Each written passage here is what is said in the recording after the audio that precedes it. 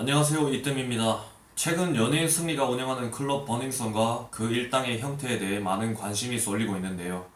단순 연예인 몇 명의 잘못된 행위로 사건이 마무리되는가 싶더니 꼬리에 꼬리를 물고 밝혀지는 내용들은 최근 경찰 내부와도 연관이 있고 우리나라에서는 조용했던 마약 문제도 엮여 있다는 사실이 밝혀지고 있습니다.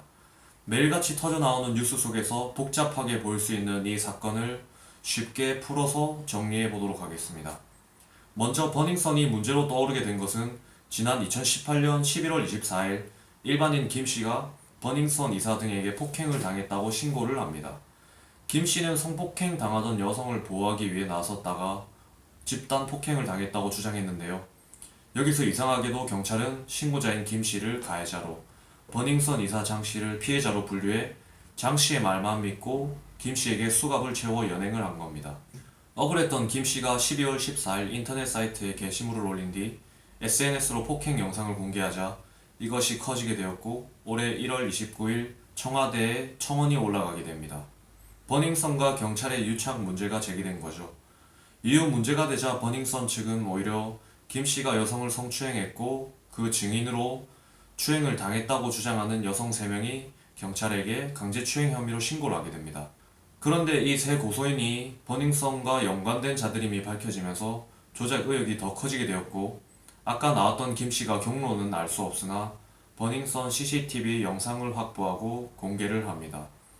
이때 CCTV상에 몸을 가누지 못하고 끌려가는 여성의 모습이 나타나고 불법 약물, 성폭행 등과 관련한 사실이 잦았다는 주장이 재조명됩니다. 1월 30일 서울경찰청 광역수사대가 본격 수사를 시작하면서 버닝썬 대표 이문호 씨, 영업사장 한모 씨 머리에서 마약 성분이 검출됩니다. 이때부터 버닝썬은 단순 폭행 사건이 아니라 여성들에 대한 강제추행, 성폭행, 불법 약물 사용과 경찰 유착 관계가 관심을 받기 시작합니다. 그리고 2월 26일 승리의 카톡 메시지가 공개되면서 성접대 의혹이 제기되고 카톡방 멤버 정준영이 수면 위로 떠오르게 됩니다. YG 측은 처음 승리 카톡이 조작이라고 주장했으나 이후 조작이 아닌 게 밝혀졌으며 승리에 대해 성매매 알선 등 행위의 처벌에 대한 법률 위반 혐의로 입건되어 그가 조사받는 과정에서 정준영의 불법 동영상 촬영이 드러나게 되었습니다.